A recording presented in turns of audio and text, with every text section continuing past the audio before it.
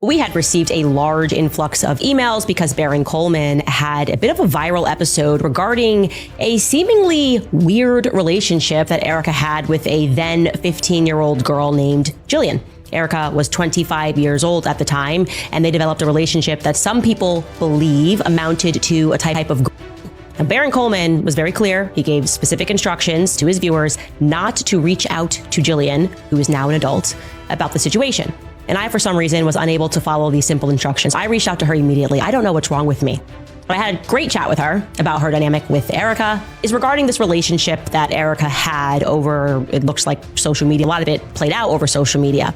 And I'm just going to actually cut to Nicey here, who's going to unpack it for you. And to give you a little bit of background, it's 2013. And therefore, Erika has just completed her year as Miss Arizona, and she's 25 years old at the time, Erika is. And now you're going to learn how she met Jillian. Take a listen. Back in 2013, Erika was 25 years old, and she was in a relationship with a basketball player named Joshua Harrelson. So at the time, he was living in Michigan, and Erika moved out there to be with him. On the evening of September 15, 2013, Joshua Harrelson and Erika met a 15-year-old girl named Jillian Falcon. And I know this because Jillian tweeted about it. At 3:53 p.m., Jillian tweeted that she was out for sushi with her friend, and 2 hours later, she tweeted, "Just met Miss Arizona and Josh Harrelson, heart eyes emoji." Now, I'm not sure if Jillian coincidentally bumped into Erika and Joshua or if they were introduced. What I do know is that Jillian had a friend, and the friend's grandparents were renting a home to Erika in Michigan. So I'm not entirely sure if all of these people just bumped into each other coincidentally at the sushi restaurant or if they were formally introduced, but nonetheless, they met, and Erika struck up what I view as a very odd relationship with the 15-year-old girl named Jillian. A tape Erika Kirk never thought would ever come back just resurfaced, and it immediately changed everything. Candace Owens played what she says is footage of Erika with a secret DL lover, and the person seen in that clip doesn't match the story Erika has been selling to the public. And once it started circulating, people stopped asking what the tape actually showed, and started wondering what else hasn't been adding up. According to Candace, this wasn't just some random old video. The vibe, the closeness, the emotional energy in that footage, it all felt different. And that's what made people stop and look twice. Because if this was only about a past relationship, it wouldn't be hitting this hard.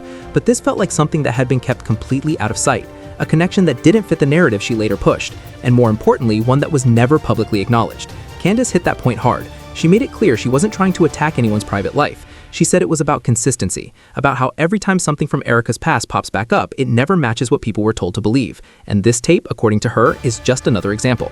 Because when people started analyzing what was actually being said, the tone stood out. The type of language used, the emotion behind it, and the way admiration came through. It didn't feel distant at all. It felt close, almost intimate in a way nobody expected. There were comments about looks, compliments that went beyond casual, messages that felt layered, like there was something deeper underneath what was being shown. In one chat between Erika and the young female, Erika praises her heavily. In her own words, she allegedly said, "Your eyes, your hair, your skin, you're absolutely beautiful." Then she allegedly went even further, saying she wanted to touch the girl's butt for Valentine. Now, why would Erika be texting a young female person like that? February 13th, 2014, Jillian replied to one of Erika's tweets by saying, "Erika Francevy, gorgeous as always." A few hours later, she then tweeted, "Why did Erika Francevy just send me this?" Laughing emojis. And there is a photo which says, "This Valentine's Day, I am going to touch your butt." Jillian posted this tweet on March 6, 2014. So Erika says, "Let me call you. Hold on, sweetheart. Give me a wow." And then Jillian says, "Okay," and puts laughing emojis. Erika then says, "Too, but not from you, LOL. Holy laughing emoji. You always make me laugh. I don't bat for the other team just yet." On March 13th, 2014, Jillian shared another screenshot of her text messages with Erika. Erika says, "I forgot to tell you, hydrate tonight. No alcohol, and don't eat a lot of salty foods. You don't want to look bloated." Jillian then responds, "Thank you." Erika says, "No alcohol. Really, Erika? Age recognition, you twat waffle. Apparently, I haven't had my coffee yet. What the hell, Erika?" Laughing emoji. Well, on that bite, note, "You Siri, come on, hashtag the struggle. What are you trying to say?" Laughing emoji. Spit it out, you twat waffle. On the morning of March 26, 2014, Jillian tweeted, "I just want to be somebody's woman crush Wednesday. Is that too much to ask?" That evening, she then tweets, "Thank you Erika Francevy for making my whole week," and she shares this photo, and the photo is of a gnome, and it says, "I want to be inside your lady garden." Then people started linking it to other moments too. The trips, the posts, and the way this young individual spoke about Erika publicly, calling her a mentor and someone who had a major impact on her life. Photos of birthday gifts, vacations, public affection, even claims that Erika paid for the girl's flight to Puerto Rico after meeting her. Captions that hinted at something deeper. Not directly said, but something people began noticing once they paid closer attention. And that's when the conversation shifted again. Because now it wasn't just about one tape. It was about a pattern. Because this isn't the first time Erika's relationships have been questioned. In fact, that's what makes this feel different. There have already been multiple moments where past connections resurface, only to later be quietly wiped from the story. JT Massey, one of the most visible early relationships, was openly acknowledged at the time, but later denied like it never happened. Other names, other links, photos, and timelines that don't match the narrative she later pushed about living a completely disciplined and detached life before meeting Charlie Kirk. Really handsome. You look gorgeous. Are you fixing I got a little bacon. Babe, that's deep in there. Give them cleavage. People want cleavage. Showcase it. Sex sells, babe. Sex sells. That's me. That's against our religion. It's not. It's within the confines of marriage. I never dated here because I saw vicariously through my roommate how terrible it was. Somehow getting drinks was the replacement of having coffee and breakfast. I personally would rather have coffee or brunch with someone than go. I don't drink. I find it unproductive, not because I'm holier than whatever. I just don't operate that way. But I always thought it was very strange how she would go to drinks with one guy and then go to dinner with another. So it goes twofold here. So if you're expecting to marry someone that I was blessed with, like a Charlie, you have to be the type of woman that will attract a Charlie. Are you going to church?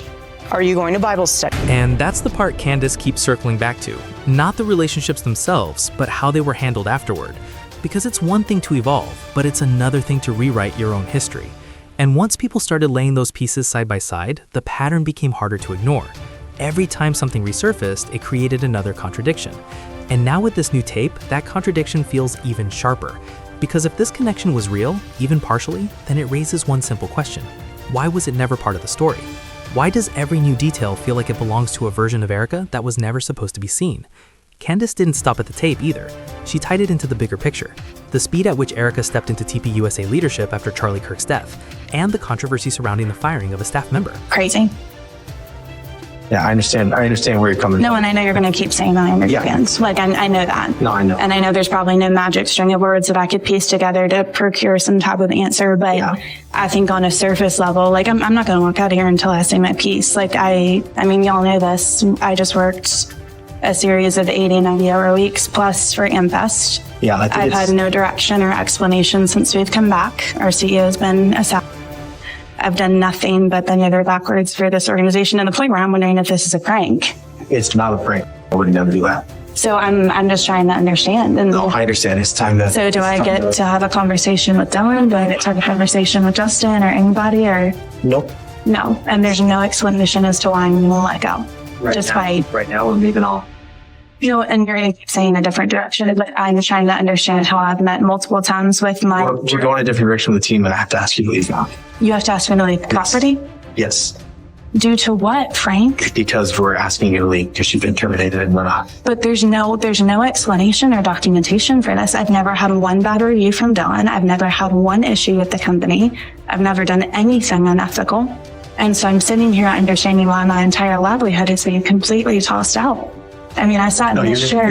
You're gonna do great things. No, and I plan to. I don't think your livelihood is being tossed out. I think you're very successful. Well, my paycheck every other week is being tossed out, Frank, with absolutely no warning whatsoever. I understand. At this time, it's time for you to go. It's time for me to go. Why? Like this is the treatment that Turning Point is offering now. It's time to go. Frank, this is crazy. No, I understand where you're coming from. I don't think you do. This feels very heartless. This feels without emotion. I do understand where you're coming. This feels completely without emotion. The immediate presence in public spaces, confidence, and control over the narrative from the very beginning, to some looked like strength. To others, it looked like she was prepared. And when you place that next to everything else, the resurfaced relationships, shifting timelines, and parts of her past that keep coming back in unexpected ways, it starts to feel less like a coincidence because the same themes keep appearing. Visibility, influence, movement through different social spaces, and then a complete reset of identity when she steps into a new role. That's what keeps people watching. Every time it settles, something new comes up that changes how the previous version looks, and Candace is making sure those moments don't disappear. She's not backing off. If anything, she's doubling down, making it clear that this isn't just noise. This is something people should be paying attention to. Because in her view, when patterns repeat this often, it's no longer random. It becomes intentional. And that's what this tape represents. Not just a private moment, but a piece of a larger puzzle that doesn't quite fit together the way it's been presented. So now people are looking differently, not just at the tape, but at everything around it. The past relationships, the erased timelines, the public image that doesn't seem to match what keeps resurfacing behind the scenes. The online community had a lot to say. One critic told her she didn't swing that way just yet, sent her a meme of Nemo saying, for Valentine's Day, she wants to touch her. Another user said, you can also go see Erika's comments under the girl's Instagram posts. Yet another said, Candace, I love you for calling people out when they lie, and it's amazing you speak your truth and you back your truth. And the more they look, the same question keeps coming up. If this version of Erika was never meant to be part of the story, what else has been left out? What else doesn't match? And why does it feel like every time something new comes out, it doesn't surprise people anymore? It confirms what they were already starting to suspect. So, is this just another misunderstanding being blown up? Or is this one of those moments where the image starts slipping and what's underneath becomes harder to ignore? And if Candace Owens is right to keep pushing this, what does that say about everything else people have been questioning? Drop your thoughts in the comments. And if you're writing with unfiltered heat, don't just scroll. Lock in, tap like, subscribe, and keep it rolling with the next jaw dropper loading up now.